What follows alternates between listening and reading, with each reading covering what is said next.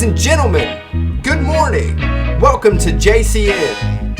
All channels, this is Juliet May. Radio check, over. What is up, everybody, and welcome back to JCN. I'm Jack, your host. Today we're going to be talking about something that I care very deeply about. But before we start, hit that like button, subscribe, and share the video, and we'd really appreciate it. I'm going to try and keep this as short and sweet as possible and very simple because I know a lot of you might not know that much about firearms. I want you guys to be able to follow along and hopefully learn something today. We're going to start with the Second Amendment and a short explanation of what it means. Then we'll move on to a little bit of information about weapons and ammo.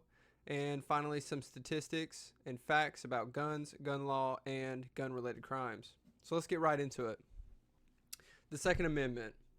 A well-regulated militia, being necessary to the security of a free state, the right of the people to keep and bear arms shall not be infringed. That's from constitution.congress.gov. So firstly, a well-regulated militia. I feel like this is one of the biggest misconceptions about the amendment. The militia does not mean the military, and it does not mean the government. It doesn't mean the National Guard. It literally means the American people. The definition of militia is a military force that is raised from the civil population to supplement a regular army in an emergency. Meaning, we are the militia. The American people are the militia. Being necessary to the security of a free state, meaning we, the militia, are needed to ensure that the country remains free from tyranny via dictatorship, tyrannical government, or anybody wanting to do us harm. This section also gives credence to the fact that the amendment is not just about hunting, like so many left personalities want to say it is. It explains that the need for a well-armed people is necessary to keep our government from becoming tyrannical. The right of the people to keep and bear arms, meaning the people have the right not only to own, but also to carry a weapon for their protection, shall not be infringed. This should be the easiest part of the amendment to understand. The government nor any other entity shall infringe upon this right. Now, that being said, there are evil people in this world, and evil people are going to commit evil acts. Evil people are going to get weapons by whatever means necessary, and will use those weapons to harm others. With the technology that we have today, it is impossible, even if we took all the guns from the entire population, to keep guns out of criminals' hands. I'm of the belief that every person has the right and should have the tools necessary to protect themselves or their families. Now let's talk about firearms. So the basics of most modern firearms is the magazine. That's what holds the rounds. The slide, which is used to chamber a round. The chamber, the barrel, the trigger, and the sights. As it pertains to having a gun to conceal and protect yourself, the most commonly carried weapon in this country is a good old-fashioned 9mm, and they're made by pretty much all the brands. You can get them in revolvers, you can get it in semi-automatic handguns, all different shapes and sizes. So that brings us to semi-automatic versus full auto.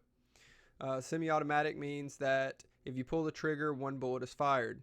Each time you pull the trigger, one bullet will be fired from the weapon regardless of whether you hold the trigger down. And that will bring us to full auto or automatic weapons. This means when you pull the trigger and hold it, it will fire rounds until the magazine is empty. There are also burst weapons, which means when you pull the trigger, the weapon will fire multiple bullets, i.e. one trigger pull, 3 to 5 bullets are fired from the weapon, depending on what weapon it is. Note that fully automatic and burst weapons are illegal for citizens to purchase or own unless they've gone through the legal processes and obtained the correct permits and certifications. When you hear the media say the gunman had a semi-automatic firearm, they're literally saying that the gunman had any weapon that shoots one bullet when the trigger is pulled one time, which, as we just discussed, is almost every weapon on the market. Technically, revolvers are a different process, but they also shoot one bullet to one trigger pull. Now, assault weapons. This one really gets me. The main reason being it is a made-up term. Any weapon used to assault someone is an assault weapon. In the past, the term assault rifle was used to describe fully auto or burst fire rifles. The media uses the term assault weapon because to people that might not know much about firearms, it makes them sound more deadly or more militarized, when in reality, it's your everyday run-of-the-mill weapons. Now let's talk about the AR-15 a little bit, and we'll move on to ammunition. The AR-15 is a semi-automatic, shoulder-fired, magazine-fed weapon chambered in multiple variations of ammo. In layman's terms, it is a tactical style rifle, and this tactical style rifle was specifically produced for civilians to protect themselves and their families. AR-15s can be made to shoot a variety of different ammos, from 22 to 9mm to 223 or 5.56. Which brings us to ammo. Without getting too far into the weeds, here is a picture of your everyday run-of-the-mill ammunition we in the gun community commonly call hole punchers. They get this name because there's nothing really special about this ammo. It's the cheapest, and they're really great for putting holes in paper at the range. Let me tell you, they are all lethal, and they all can end a person's life. Regardless of what the media tells you, or even your current president, none of the ammo that we have today was designed or does blow someone's whole lung out of their body. Now here are what's called hollow point bullets. As you can see, the point is hollow. These are designed to enter small and come out larger than the entry. There are rounds designed for hunting rifles and handguns in all different sizes and variations. Obviously, the larger the projectile, the higher chance of doing more damage per shot. But different types of ammo can produce different results. Every type of ammo or weapon has its purpose. At close range, a handgun is more tactical, and you're able to maneuver it better than a longer rifle or shotgun. These are more suited for close range defense, whereas mid-range or longer range shots would be more fitted for a shotgun or rifle. These are more commonly used for hunting, but if someone comes into your neighborhood and is shooting at people and they're, let's say, a few houses down, a tactical rifle may be the best option to safely stop the threat. There are other types of ammunition such as tracer rounds and all kinds of different shotgun shells, but we have to remember that almost all ammo that is produced is lethal, whether it's as small as a 22 or as large as a 7.62. And now for some stats. All the stats provided are the most recent that I could find. So firstly, let's get started and set the stage with the most current statistics from the FBI on gun murders versus gun defense or defensive gun uses. In 2020, Pew found that the FBI reported that there were 19,384 gun murders. In 2021, SSRN reported that there are 1.67 million reported defensive gun uses per year. To accompany that, 81.9% of those defensive gun uses were no shots fired incidents. Looking at those numbers, there are approximately 86 times as many defensive gun uses than gun murders per year, of which approximately 1.36 million are no shots fired incidents. So the fact remains that the number of people on average per year that protect themselves or their families with guns drastically outweighs the number of gun murders on average per year. Every legally purchased firearm in this country requires a background check. Regardless of whether you buy at a gun show or a gun store, you have to have a background check. According to the Crime Prevention Research Center, 98% of all mass shootings occur in gun-free zones. I've heard this all the way from 90% to 98%, so do with that what you will.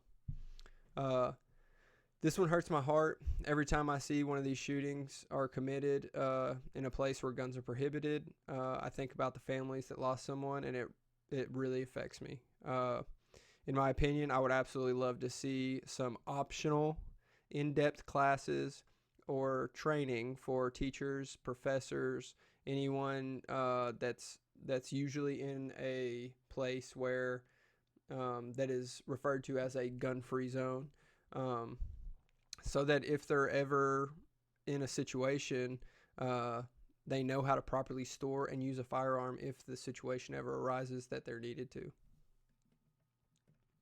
Trevor Noah recently said that we need to take care of the gun problem by banning weapons that these mass shooters use, and further stated that it is AR-style rifles.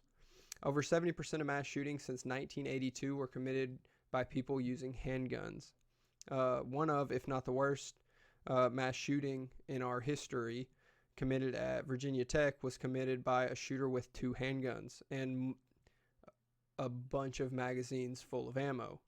It's also a good note that none of these magazines were over 10 rounds. These people go on national television and they don't know the data, they don't know much about firearms, and they just want to keep saying we need to get rid of the assault weapons. Until recently, I thought that it was from a position of ignorance, and a lot of it is. But it's becoming more and more clear that a lot of these people just want to ban guns outright. And remember, these are the same people that have and can pay for 24/7 armed security. That should tell you something. There are tons of studies and there's tons of data out there that you can look at. I always tell my listeners, do your own research and be open-minded when you're conducting it. Also remember that statistics can easily be misrepresented with clever wording and spun in a multitude of ways. If you look at the charts, the graphs, the mathematics, it's really not hard to come to a conclusion of what's going on. Nor is it very hard to do a small amount of research and see that most of the people that are telling you that the citizens of this great nation don't need to protect themselves from the government or criminals that are completely ignorant and know nothing about firearms or ammunition. It's our right to protect ourselves, our families, and each other from tyranny, evil people, or anything that threatens our lives. I recommend everyone to go to your local gun store, see the process of buying a weapon for yourself. Go to your local gun range and take a class on how to properly handle and use a firearm. Not only will you learn that they aren't as scary or dangerous when you properly handle and use them, but you might just learn that you like the gun life, and it's a lot of fun. You might find that people that want to protect our Second Amendment aren't just a bunch of soulless people that don't care about gun deaths, but they're loving, caring people that understand that some people are evil and they don't want to ever find themselves or their families in a position that there's no way to defend themselves. I want to add that I support law enforcement. Most of our officers out there are great men and women that lay their lives on the line to fight the evil that we're discussing. The fact is that they can't always be there in time or in some cases at all. Unfortunately, there are always some bad apples, and some people are just not cut out for that line of work. I'll leave you with this. Support the Blues, support our military, and support our great documents that this nation was built upon. Thank you guys for watching. If you made it this far, please hit the like button, subscribe, and share this video. Leave a comment. We always like to see what you guys have to say. Hopefully, I'll be starting a couple different series. And of course, we'll be doing political news and some sports stuff when we have time. I love you guys and gals. I believe in you. Shoot for the stars and work hard. You might just find that you like it. Until next time, Juliet Main out.